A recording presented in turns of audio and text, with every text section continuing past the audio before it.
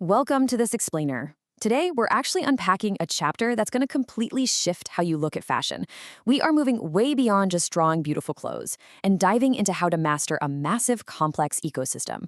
We'll unpack the rich history, the deep consumer psychology, and the highly strategic merchandising that actually runs the global garment industry. If you think fashion is just about what looks good on a hanger, get ready, because we're about to expose the invisible machinery that dictates what we wear. So why do some clothes literally define an era, while others just end up in the discount bin after a single month? It's a great question, right? And it perfectly sets up the tension we're exploring today. It is the ultimate battle between fleeting fads, timeless classics, and the multi-billion-dollar merchandising machine operating entirely behind the scenes to predict and control what you want to buy before you even know you want it. Here's our roadmap for the chapter. We're going to hit the evolution of fashion, decode the language of style, look at the fashion life cycle, the magic of merchandising, knowing your target market, and finally, how to build a career in all this. Let's jump right in. Section 1. The Evolution of Fashion, from Barter to Boutiques. It's honestly fascinating to track how fashion got democratized. Think about it. Back in the 18th century, under King Louis XIV, fashion was literally just for the super wealthy, painstakingly hand-sewn couture. But then, boom, the Industrial Revolution hits. Technological leaps like the sewing machine totally changed the game. And get this, those denim pants created by a young Levi Strauss back in 1849 for laborers, they have remained practically unchanged for over 150 years. Crazy, right? Fast forward to the 1960s, and designers like Yves Saint Laurent brought us prêt-à-porter, ready-to-wear clothing, which finally brought high fashion into accessible boutiques for the masses. Moving on to Section 2, the language of style, decoding the vocabulary. Now, you've probably heard people use these two words interchangeably, but they are actually totally different. Fashion? Well, fashion is just the style that happens to be popular at a given time.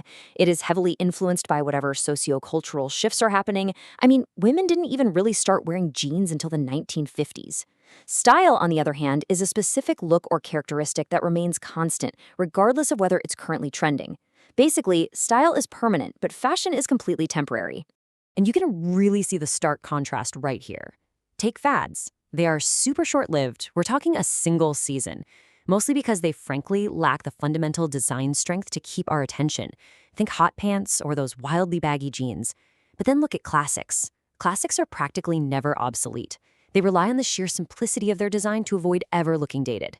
We're talking about a sharp-tailored blazer, a simple polo shirt, or the iconic Chanel suit. Section 3. The fashion life cycle, the lifespan of a look. As we trace this bell curve, you can literally map out the exact lifespan of any look. It always kicks off with an introduction by a designer. If people actually like it, it enters this rise phase as more and more people start wearing it. Then it hits the absolute peak. Demand is so crazy that manufacturers are mass-producing adaptations for every possible price point. But eventually, the market gets completely saturated. That leads to the decline, which is when you start seeing these exact items hitting the clearance racks. And finally, total rejection. It's totally obsolete, clearing the way for a brand new cycle to begin. Section 4. The magic of merchandising, the engine of the industry. You really want to treat this like the ultimate high-stakes checklist for retail survival. A successful merchandiser absolutely has to hit all 5 of these rights. You need the right merchandise that people actually want to buy, in the right place so it's easily accessible. You definitely need it at the right time because, let's face it, winter coats are totally useless in July. You need the right quantity, which means balancing huge volume with smart inventory control so you aren't stuck with a warehouse of unsold stock. And finally, the right price. It's this delicate tightrope walk between keeping the store profitable while still meeting the customer's expectations. But obviously, one person doesn't do all of this alone. Merchandising is this incredibly intricate web operating across 3 distinct levels. Retail organizations handle the internal planning to actually get goods onto the sales floor. Then you have buying agencies acting as procurement consultants.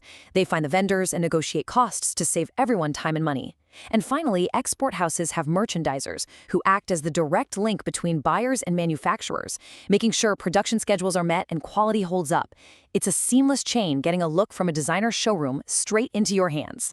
And just look at how these retail organizations differ completely based on their firm size, the type of merchandise, and who they're targeting. You've got your smaller single-unit neighborhood stores, then you've got massive department stores split into a dozen different sections for clothing and goods, and of course, the big chain stores that run on central management and standardized practices. How a business is structured completely dictates how merchandising gets handled across divisions like sales, finance, and operations. Section 5. Knowing the target market. The audience. Because honestly, all this perfectly planned merchandise and brilliant forecasting, it means absolutely nothing if a brand doesn't know exactly who is buying what. Enter market segmentation. Brands slice up the total consumer pie using these 4 specific segments. They look at demographics like age and income.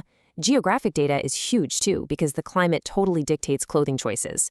Then there's psychographics, what are your hobbies, your lifestyle, what do you really need, and behavioral segmentation, tracking your specific opinions and how you use products. By slicing the market this way, sales departments can actually predict exact demand and ensure the absolute highest possible return on their marketing spend. Section 6.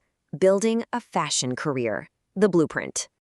If you're thinking about jumping into this field, consider this your actionable blueprint right from the source material. Because this career perfectly mashes up creative style with strict business sense, just having a flair for fashion isn't going to cut it. You absolutely have to master these 3 divergent skills. First, forecasting ability, predicting trends before they even happen. Second, analytical ability. You have to juggle the dollars and cents, understanding the economics to actually turn a profit for your employer. And third, stellar communication. You're going to be negotiating with manufacturers, writing compelling ad copy, and pitching your vision to the public.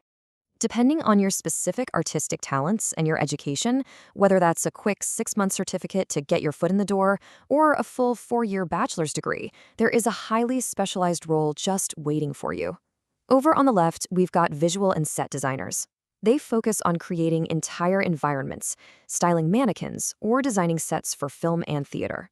On the right, you've got your fashion and interior designers. They are the ones directly creating apparel, managing big fashion labels, or bringing form and function together to make indoor spaces both safe and incredibly beautiful. Let's actually look at how this builds right into the creative process by checking out the art of the crocus. A croquis is basically a rough fashion sketch, and it's built using this really fascinating 10-head proportion rule from the textbook. You start with a central line divided into 10 sections, where one head is your base unit of measurement. Then, as you can see, you map out your horizontal guidelines for the eyes, shoulders, bust, and waist. You want to make sure the shoulders are the widest point and the waist is the smallest. Once you construct this basic form, you have the absolute perfect foundation to start visually communicating your apparel design ideas. So we've explored the massive business infrastructure, the historical evolution, and the strict rules of merchandising from our chapter today, which leaves you with one final, very important question. Are you ready to step behind the runway and engineer the next great fashion cycle? How are you going to use this knowledge to leave your own mark on the industry? Thanks so much for joining me for this explainer, and keep learning.